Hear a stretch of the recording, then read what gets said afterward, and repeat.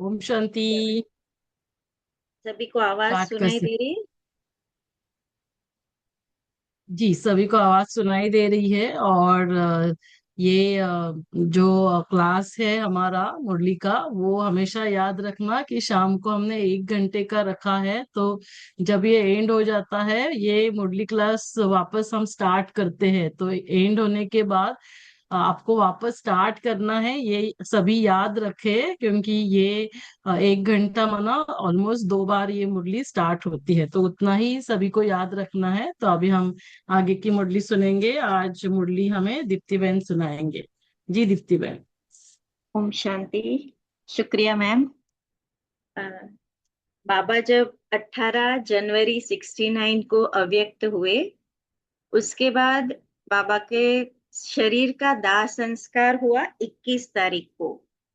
बाद में जो मुरली चली वो ये पहली मुरली थी। तब तक सभी ने संदेश माना, गुलजार दादी द्वारा जो संदेश आते थे वो सुने। तो सुनते हैं आज पहली मुरली।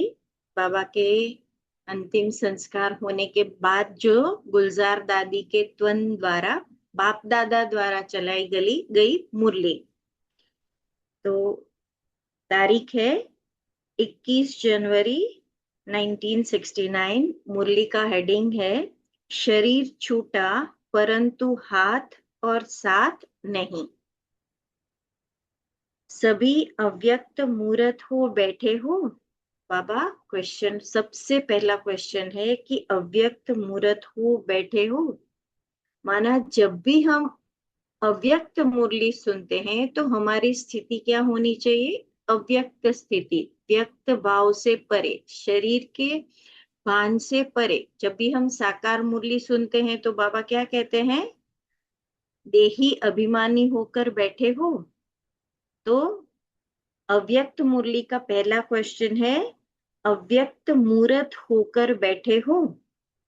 व्यक्त रूप में रहते अव्यक्त स्थिति में रहना है। जब अव्यक्त स्थिति में स्थित हो जाएंगे तो उस अव्यक्त स्थिति में कोई उलझन नहीं रहेगी। ये जब मुरली चली तब बच्चों को बहुत सारी अंदर उलझन, संकल्पों द्वारा कंफ्यूजन था, उलझने थी कि अब कैसे चलेगा, क्या होगा, इतना सारा त्याग किया है, दुनिया को क्या जवाब देंगे। तो बहुत सारी कंफ्यूजन थी। इसीलिए बाबा कहते हैं कि अगर अव्यक्त स्थिति में स्थित हो जाएंगे तो उस अव्यक्त स्थिति में कोई उलझन नहीं रहेगी। वर्तमान समय चल रहे सभी पाठ आप बच्चों को अति शीघ्र अव्यक्त बनाने के साधन है ना। बाबा ने शरीर छोड़ा, गुलजार दादी द्वारा संदेश आए और ये पहली मुरली चली। तो बाबा का कहना है कि ये जो भी हो रहा है वो बच्चों को शीघ्र अव्यक्त बनाने के साधन है। डगमग होने की जरूरत नहीं। शुरू में यज्ञ की स्थापना भी अनायास ही हुई थी। जब आप शुरू में यज्ञ की स्थापना में आए थे तो आप सभी से निश्चय के पत्र लिखाए थे। माना दादिया दीदिया उस वक्त तो जो भी बड़े थे हाजिर, उनके लिए बाबा खास कहते हैं। और जो भी बच्चे, बाबा साकार बाबा थे तब जब यज्ञ की शुरुआत में आए थे तो बाबा कहते हैं कि आप सभी से निश्चय के पत्र लिखाए थे। यही निश्चय लिखाते थे कि अगर ब्रह्मा चला जाए तब भी हमारी अवस्था, हमारा निश्चय अटल रहेगा। तो बाबा कहते कि ये निश्चय पत्र लिखाते थे। और कई बार अगर आप लोगों ने साकार मुरली सुनते समय अटेंशन दिया होगा तो बाबा कई बार ये आ चुका है साकार मुरली में भी, ये ब्रह्मा भी नहीं रहेगा। कई बार इशारे के रूप में तो शिव बाबा ने बोल ही दिया था, कि बता ही दिया था बच्चों को कि ये ब्रह्मा भी नहीं रहेगा। ऐसा समय आएगा कि ये ब्रह्मा भी नहीं रहेगा।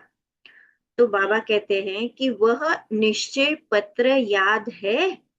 निश्चय उसको कहा जाता है जिसमें किसी भी प्रकार का, किसी भी स्थिति अनुसार विघ्न के समय संशय नहीं आता। अगर अभी हमको सब कहे कि निश्चय है तो हम कहें, खुशी खुशी से कहेंगे हाँ निश्चय है। पर कोई बात आई, कोई ऐसी परिस्थिति आई, कोई बीमारी आई, किसी ने शरीर छोड़ा, किसी अपने ने, हमारे से छोटे ने शरीर छोड़ा, तो उसी वक्त भी क्या हमारा निश्चय कायम रहेगा?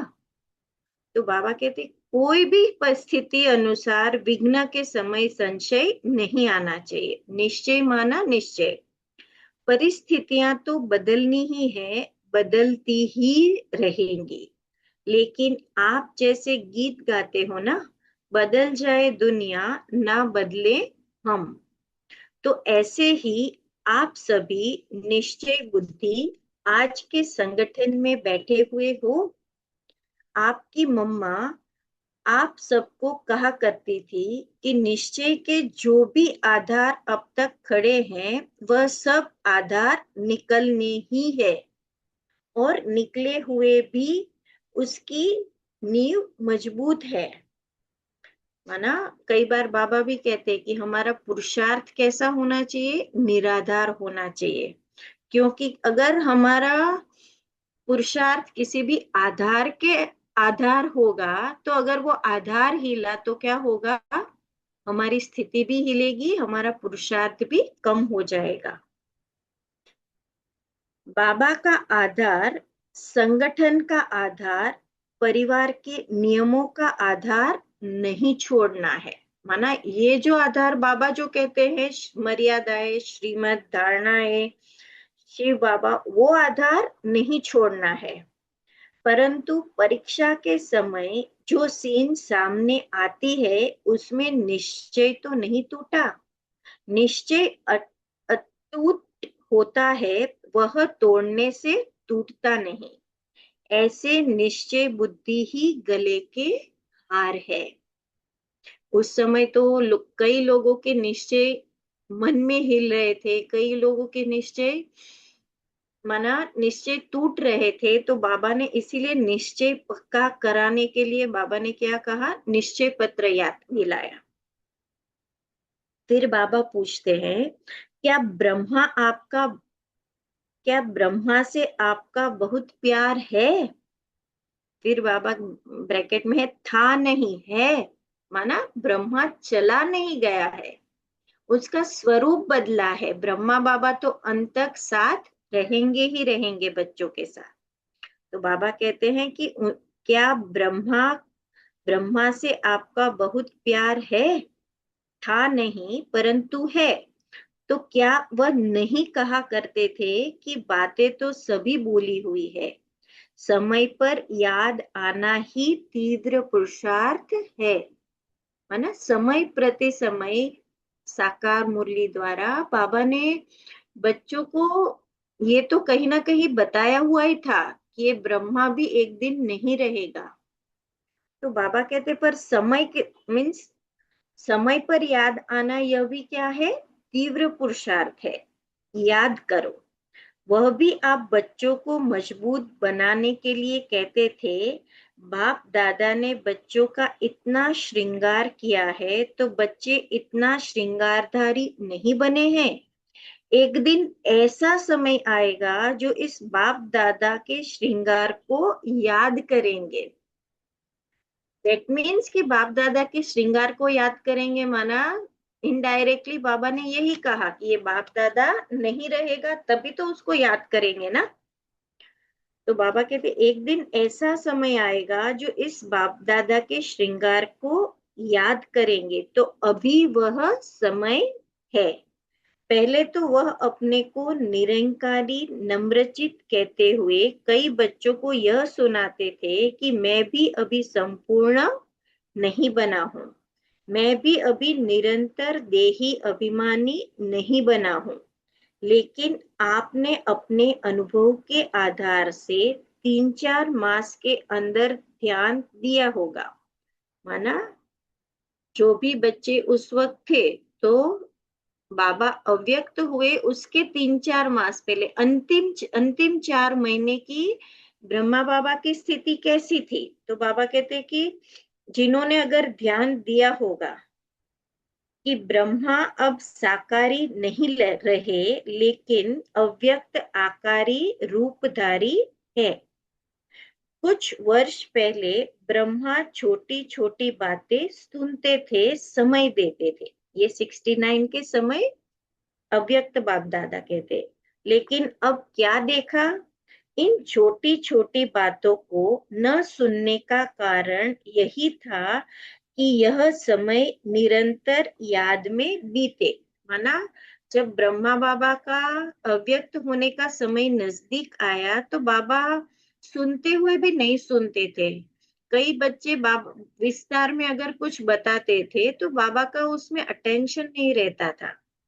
तो बाबा इस पॉइंट को क्लियर करते हैं कि हम इस उसके सुनने का न सुनने का कारण भी यही था कि समय निरंतर याद में बीते। क्या आप बच्चों ने अनेक उनके तन द्वारा कभी नोट नहीं किया कि उनके मस्तक में सितारा चमकता हुआ नजर आता था? है ना? उस वक्त ब्रह्मा बाबा जो हमारी दादियां थी, उन्होंने यही नोट डाउन किया कि बाबा अव्यक्त फरिश्ता है, या तो बाबा बाबा के इसमें चमकता हुआ, मस्तक में चमकता हुआ सितारा नजर आता था। अव्यक्त स्थिति में जो होंगे उन्होंने अव्यक्त मूर्त को जाना और पहचाना। माना जिनकी वो स्थिति होती थी वही इस चीज को जान पाते थे और पहचान पाते थे। बाकी नॉर्मल सामान्य बच्चों को ये नजर नहीं आता था। जो खुद अव्यक्त अवस्था में नहीं रहते थे उन्होंने अमूल्य रत्न को पूरी रीति नहीं पहचाना। इस रिलेटेड ही एक पॉइंट सभी को कहूंगी कि जब गुलजार दादी के शरीर में अव्यक्त मिलन बंद होना हो गया तो बच्चे क्या कह कई बच्चे कहते थे, जो 20-25 साल वाले भी यही कहते थे कि अब क्या बाबा मिलन में जाना, अब तो बाबा आते भी नहीं है। ये कई कई बच्चों के मुंह से मैंने सुना। पर कई नए नए बच्चों को साक्षात्कार होता था। गुलजार दादी का भी साक्षात्कार होता था, ब्रह्मा बाबा का भी साक्षात्कार होता था। तो जो अव्यक्त, जैसे ब्रह्मा बाबा अव्यक्त हुए तो बाबा ने कहा कि बहुत कम बच्चे पास हुए, उसी प्रकार जब गुलजार दादी ने बाबा गुलजार दादी के शरीर द्वारा अव्यक्त मिलन बंद हुआ तो बहुत कम बच्चे पास हुए। और हम खुद भी हमारे मिलन की क्वालिटी के ऊपर से हम ये रिजल्ट निकाल सकते हैं कि हमारा पुरुषार्थ कितना है, हमारी स्थिति अभी कितनी हमें और बनानी है ना? हम जब मिलन करते हैं तो हमें क्या अनुभव होता है? तो बाबा कहते हैं कि जो खुद अव्यक्त अवस्था में नहीं रहते थे उन्होंने अमूल्य रत्न को पूरी रीति नहीं पहचाना। अभी भी स्थापना का कार्य ब्रह्मा का है, न कि हमारा। है ना? ब्रह्मा दादा बाबा द्वारा ही अभी स्थापना का कार्य होगा, न कि शिव बाबा द्वारा, सिर्फ शिव बाबा द्वारा। अभी भी आप बच्चों की पालना ब्रह्मा द्वारा ही होगी। स्थापना के अंत तक ब्रह्मा का ही पाठ है। अभी आप सभी बच्चे सोचते होंगे कि ब्रह्मा द्वारा पढ़ाई कैसे होगी। उस वक्त तो किसी को पता नहीं था ना। उस वक्त इतना ही पता था कि गुलजार दादी है वो वतन में जाते हैं और जाके संदेश लाते हैं, और साकार बाबा द्वारा मुरली चलती थी। तो किसी को ये इस चीज का पता ही नहीं था कि गुलजार दादी द्वारा ब्रह्मा बाबा और शिव बाबा दोनों ही आकर मुरली चलाएंगे। तो अभी सभी बच्चे सोचते होंगे कि ब्रह्मा द्वारा पढ़ाई कैसे होगी। यूं तो वास्तव में अवस्था के प्रमाण कैसे क्यों के क्वेश्चन उठने नहीं चाहिए। तो ये अवस्था कौन सी है? अव्यक्त अवस्था। इस अवस्था के अव्यक्त स्थिति को या अव्यक्त अवस्था कहो, इस अवस्था के अनुसार बाबा कहते हैं कि ये प्रश्न नहीं उठने चाहिए।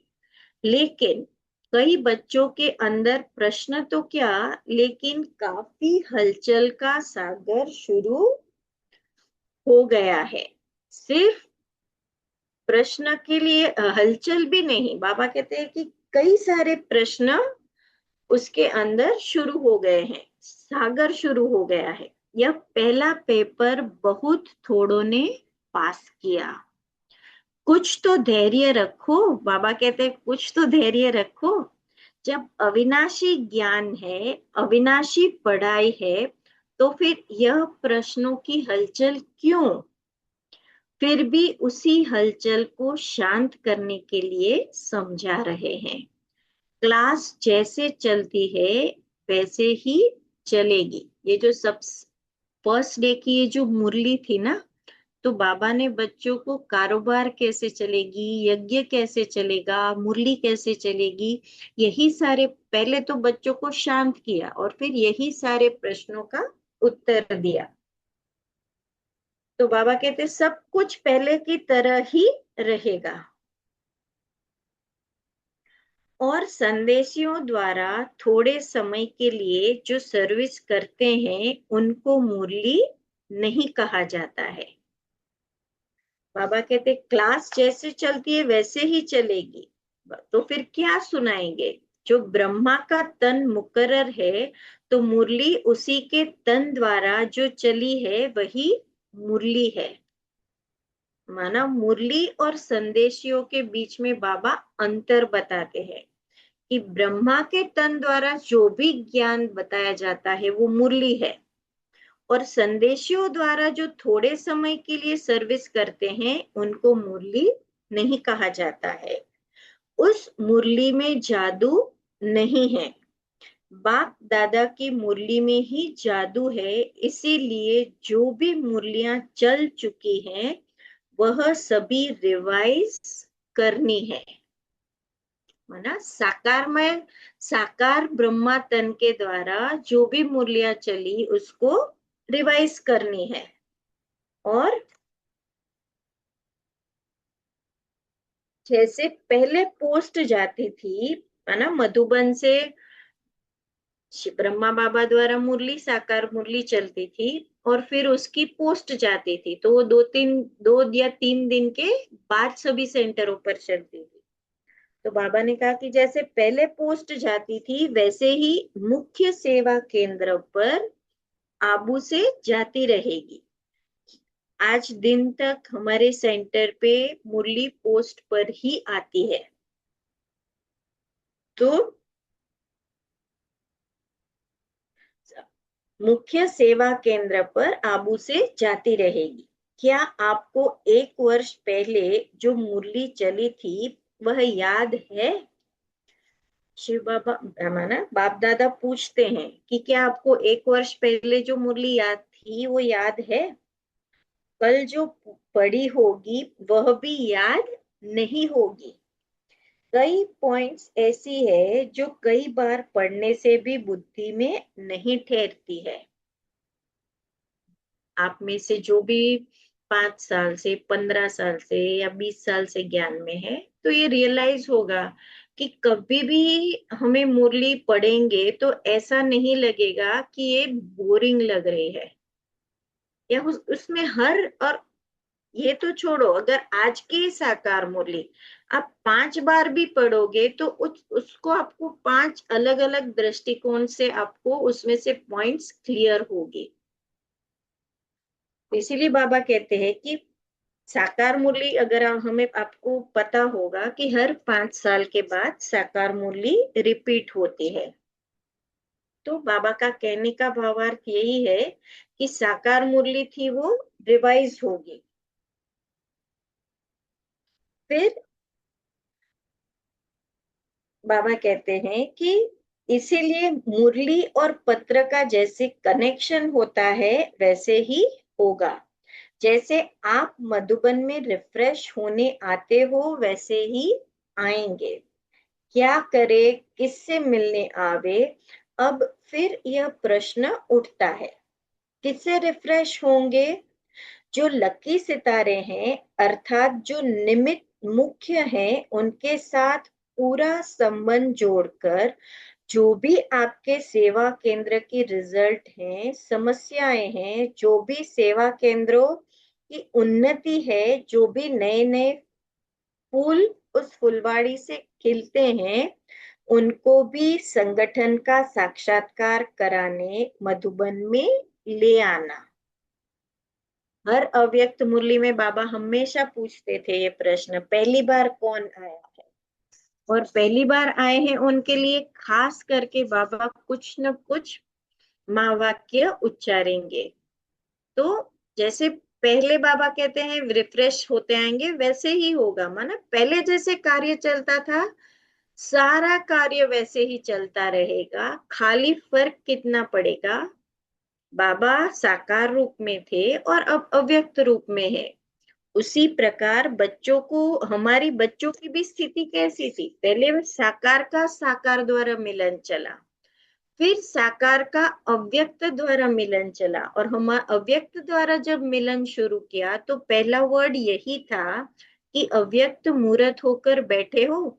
माना इतनी सारी अव्यक्त मुरलियां चली, उसमें हमारी अव्यक्त स्थिति बनाने के लिए चली। तो अब जब गुलजार दादी नहीं रहे, तो अब जब मुरली चलती है, बाबा मिलन डायमंड हॉल में होता है, भले वो वीडियो द्वारा होता है, पर अव्यक्त रूप में बाप दादा की हाजिरी वहां होती है। अगर आप सूरज भाई का क्लास सुनेंगे तो हमेशा कहते हैं कि बाबा की हाजिरी इस हॉल में है, पर अनुभव उसी को होगा जिसकी स्थिति अव्यक्त स्थिति होगी। तो बाबा कहते हैं कि अब प्रश्न उठता है कि अब सॉरी, नए नए फूल है, साथ साथ ऐसे संगठन के बीच बाप दादा निमित्त बनी हुई संदेशी द्वारा पूरी सेवा करेंगे।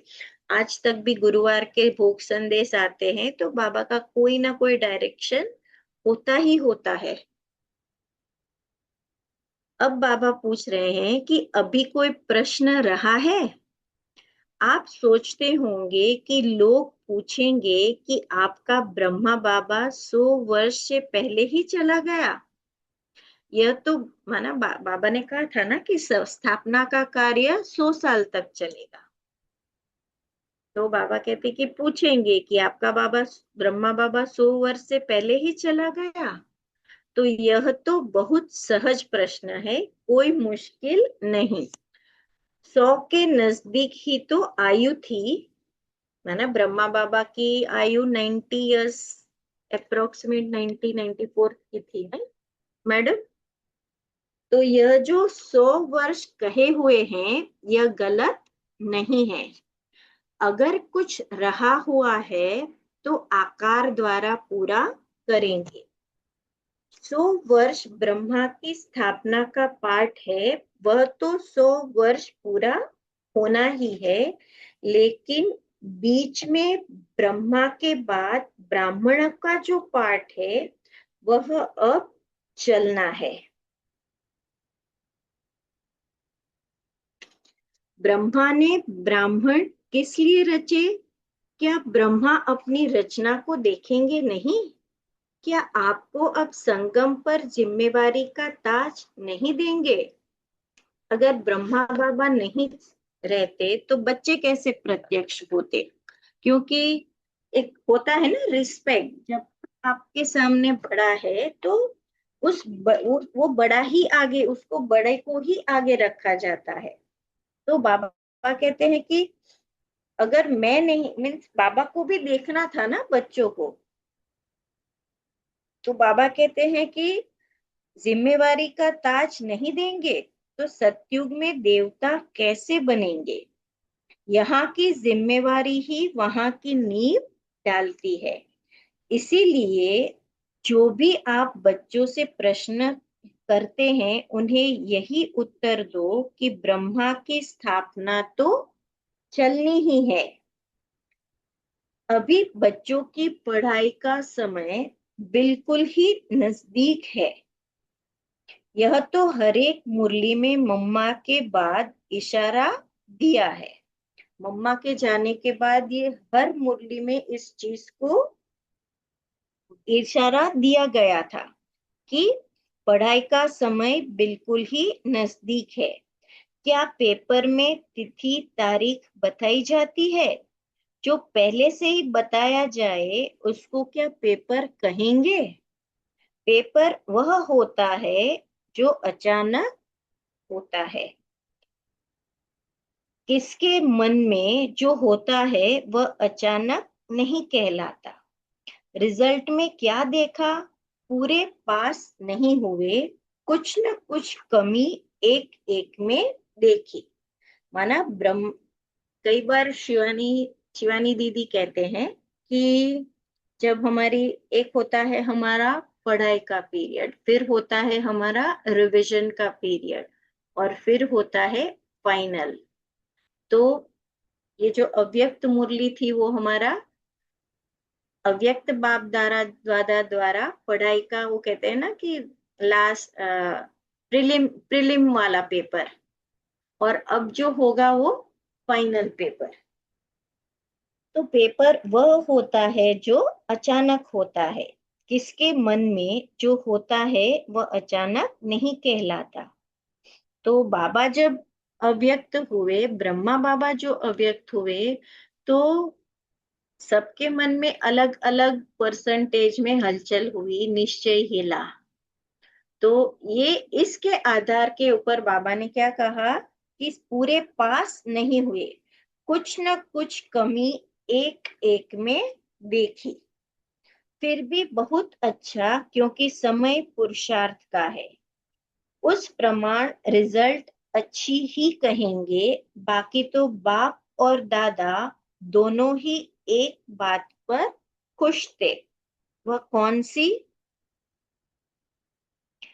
तो बाबा कहते हैं बच्चों ने संगठन और स्नेह दोनों का सबूत दिया। ब्रह्मा वतन से देख रहे थे कि कैसे कैसे कोई आता है, कब कब आता है, किस रुहाब से आता है, किस स्थिति से मिलते हैं।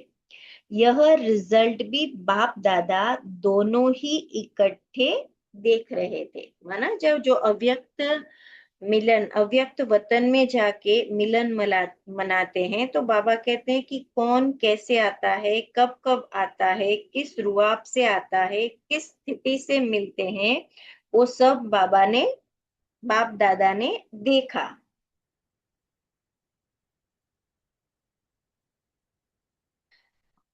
तो हर एक खुद को देखे और खुद में जो कमी हो उसको भरे।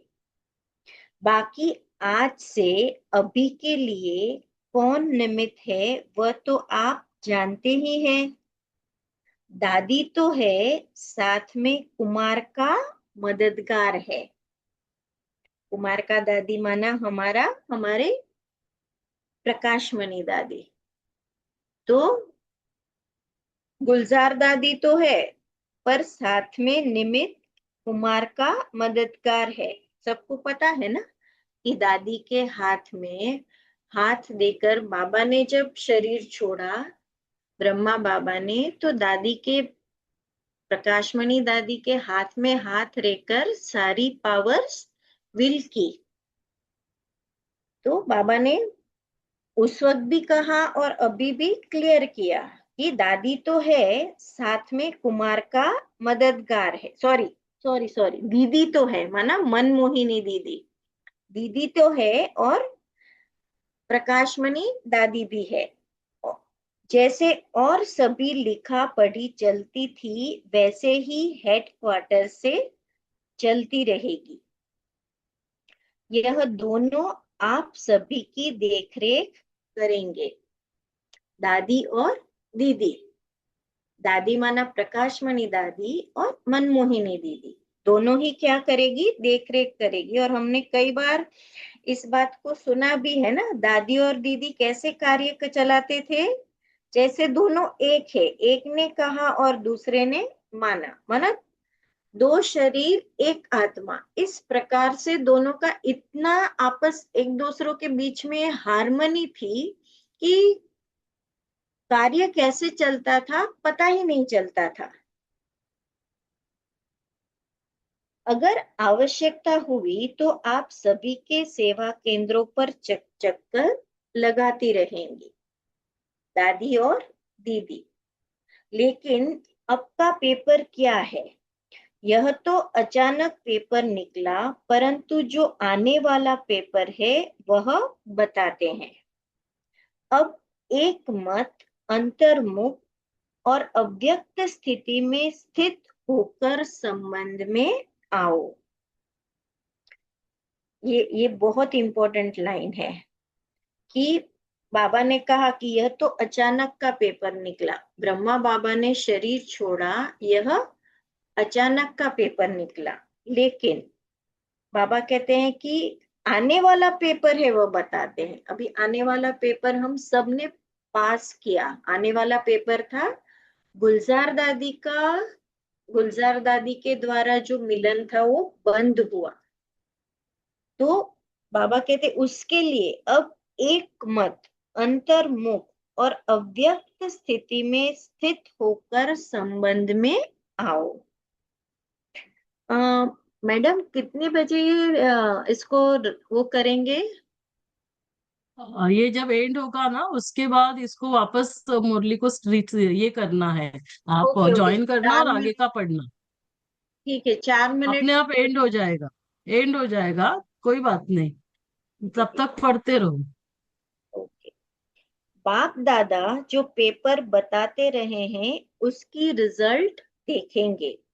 पिछाड़ी के समय ब्रह्मा तन द्वारा जो शिक्षा दी है वह तो सभी ने सुनी ही होगी और याद भी होगी। ब्रह्मा बाबा ने जो शरीर छोड़ा उसके पहले जो शिक्षा दी है बाबा कहते हो सबने सुनी भी होगी और याद भी होगी।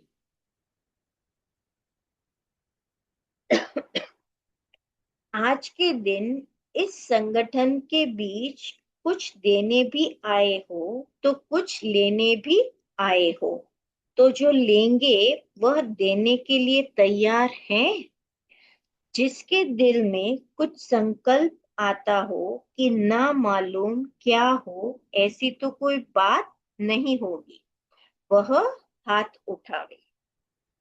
अगर अभी संतुष्ट हैं तो जो लेंगे उसको देने में भी संतुष्ट रहेंगे। तो बाबा कहते हैं कि जो लेंगे उसको देने में भी संतुष्ट रहेंगे। दो बातों का आज इस संगठन के बीच दान देना है। दो बातों का इस संगठन के बीच आज दान देना है।